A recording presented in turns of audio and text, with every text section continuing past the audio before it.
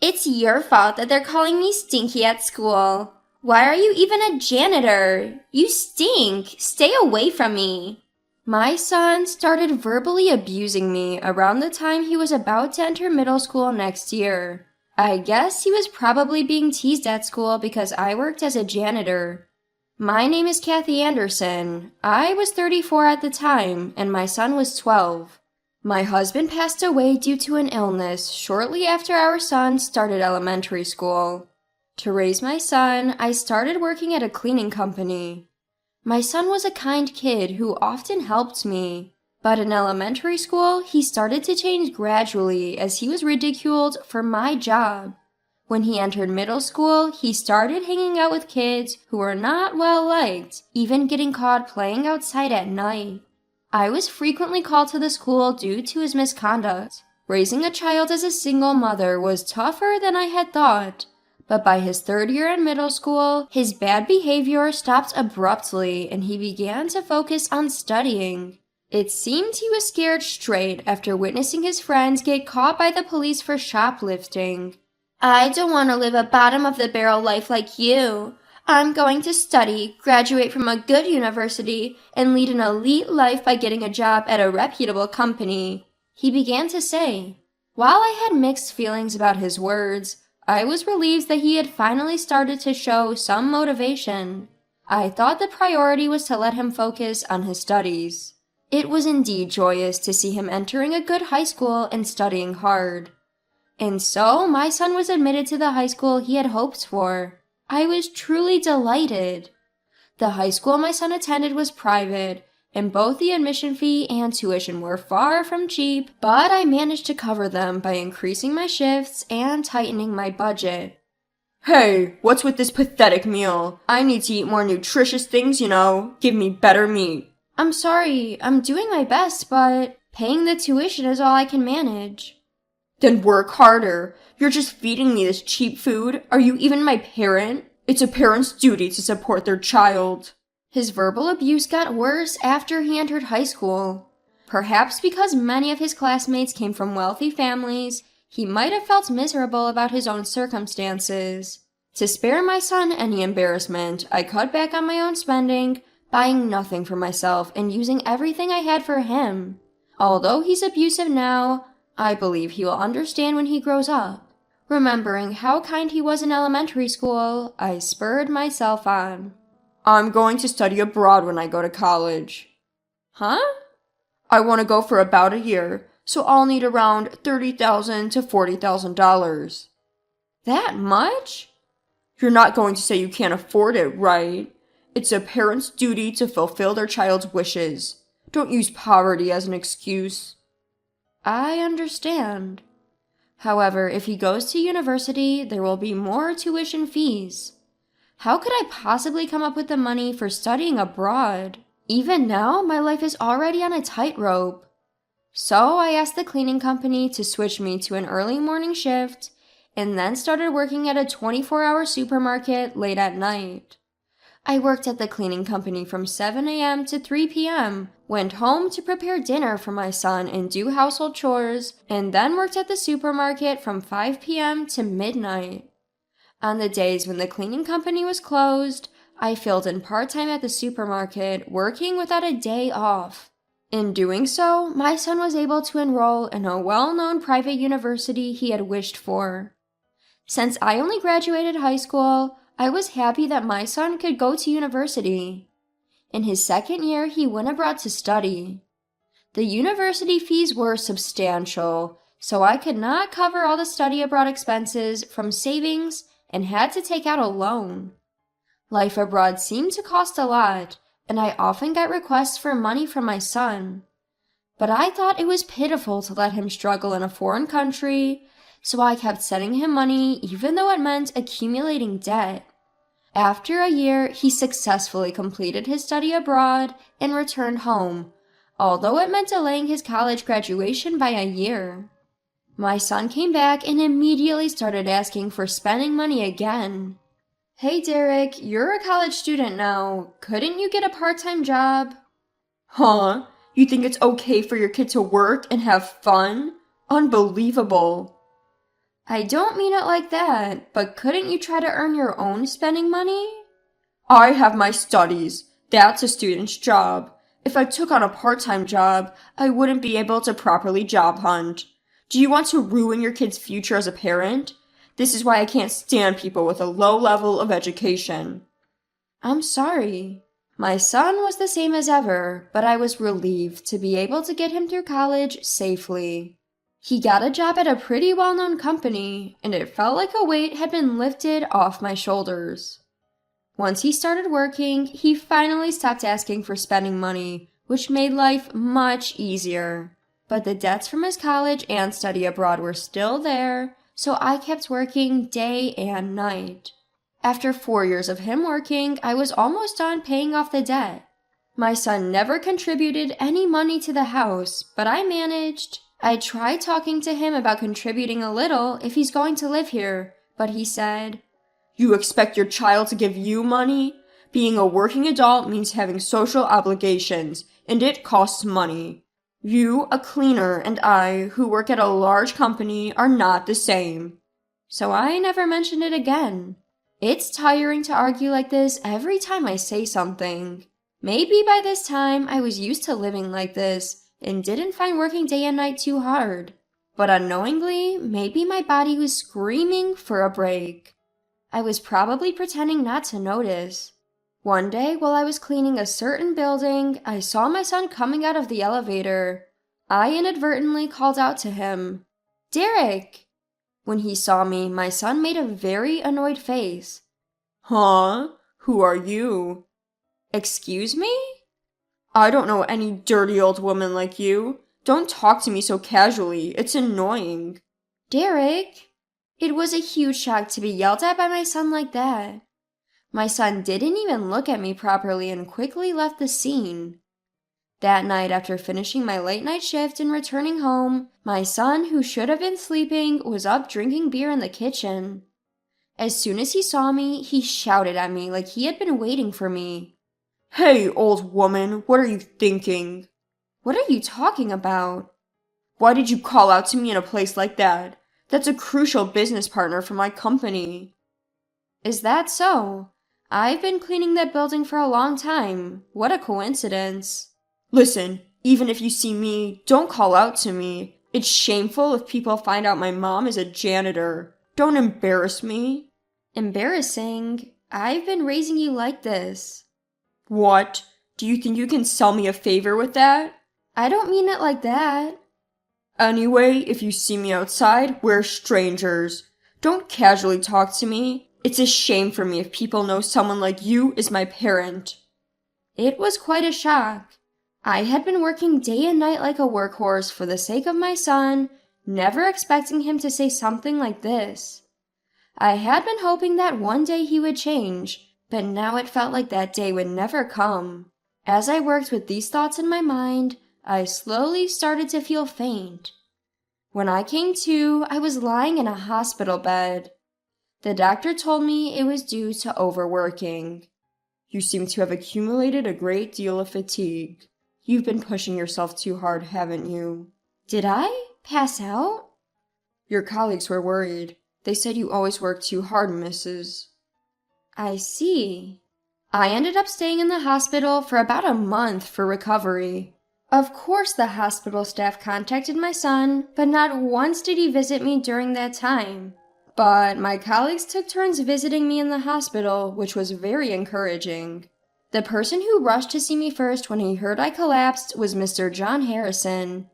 He is a kind person who always praises my work and is considerate of me. He had lost his wife early and raised his daughter as a single father. We had similar circumstances and we started talking a lot. You've done really well until now. I think it's time for you to take it easy. When Mr. John said that, I couldn't help but shed tears. It felt like all the feelings of being unrecognized and misunderstood that I had been holding inside were melting away. I realized that I had been stuck in the mindset that I have to work hard all this time. A month later, when I was discharged from the hospital, my usual daily life was waiting for me. But I had stopped expecting anything from my son, so I felt a bit lighter. Although I didn't speak to my son much, one day he told me he was getting married. The partner was the daughter of a high-ranking official at the company he was dealing with. That's wonderful. Well, it's natural for a man like me. After all, I graduated from a top university, studied abroad, and am working for a top company. I wanted to say, who do you think paid for all that, but decided not to say anything unnecessary. Saying anything wouldn't change my son. There is nothing to gain from an unproductive argument. But you don't have to come to the wedding. Huh?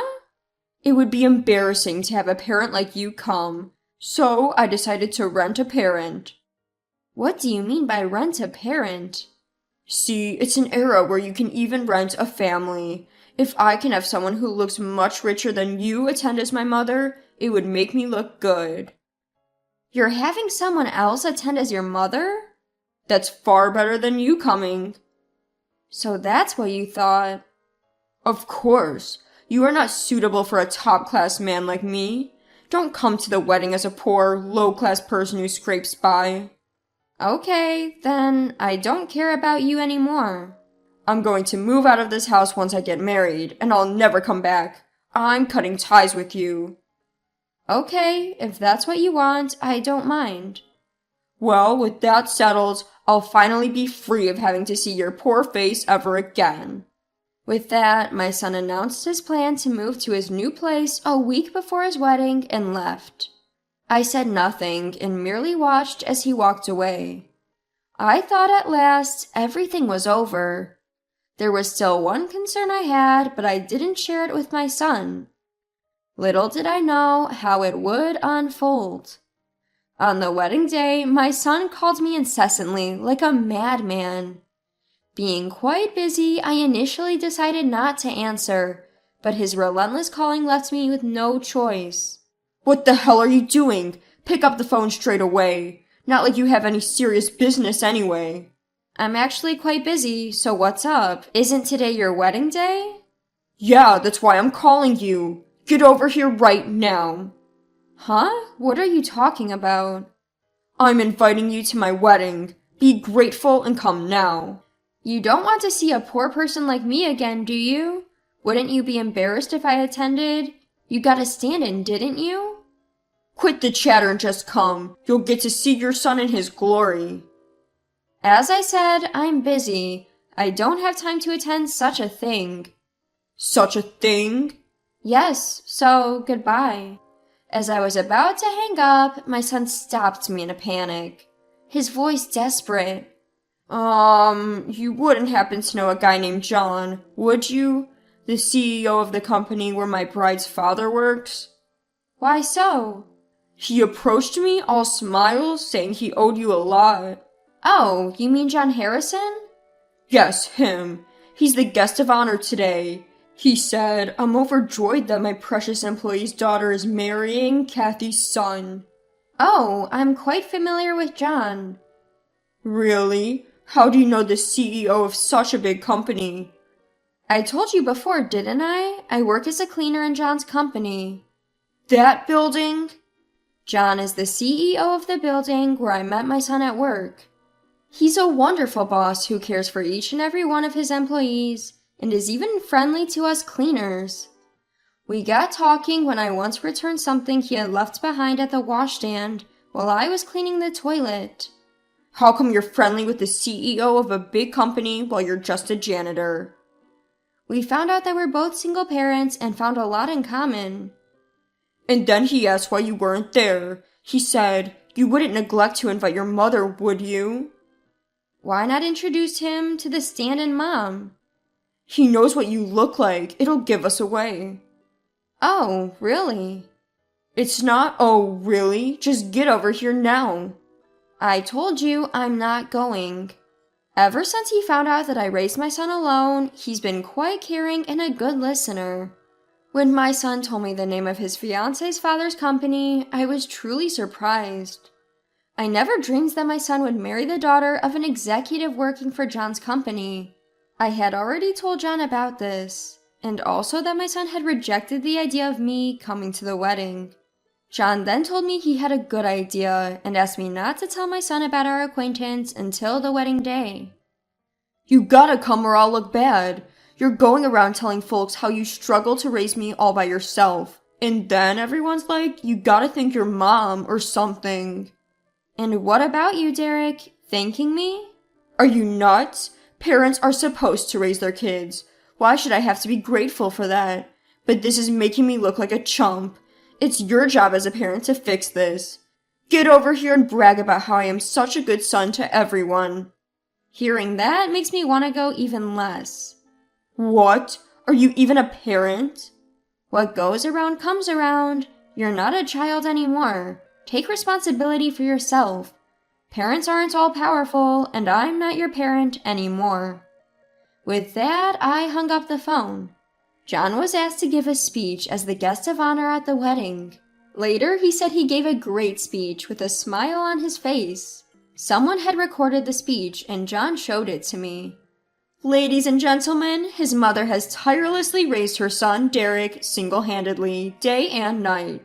She even took out loans to pay for his college and study abroad, while Derek never worked a part-time job and kept demanding money from her.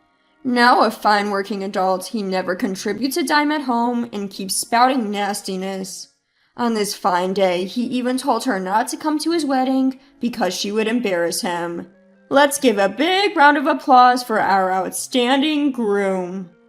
There was John speaking loudly. My son on stage was pale as a ghost. The bride next to him turned beet red and was visibly shaking. She then took a wine bottle and drenched my son's head. "You ungrateful wretch!" The bride's scream was loud and clear. She held the sides of her dress and stormed out. There was a chorus of boos from the guests, and my son was not only drenched in wine, but was also a mess with tears and snot all over his face. His white tuxedo was soaked and stained red. Seeing my son like that didn't make me feel anything. It felt like I was watching a farce that had nothing to do with me. Naturally, the wedding was called off. There were many guests from the company and clients invited to the wedding, so the news of what happened at the ceremony spread like wildfire. I heard he began to receive cold stares both inside and outside the office. It seems he eventually quit his job due to the hostile environment, but the details of the wedding went viral on social media, and he couldn't find another because of it. After his bride left, he couldn't afford to pay the rent for their new home, and I heard he was evicted. About a month later, I received a call from a public phone. "Mom, where are you right now?" Who is this? I don't recall having a son who would call me Mom. It's me, Derek. Oh, I do recall knowing someone by that name in the past. What are you talking about? It's my fault. Please help me. I don't have a job, can't pay the wedding expenses. I don't have a place to live.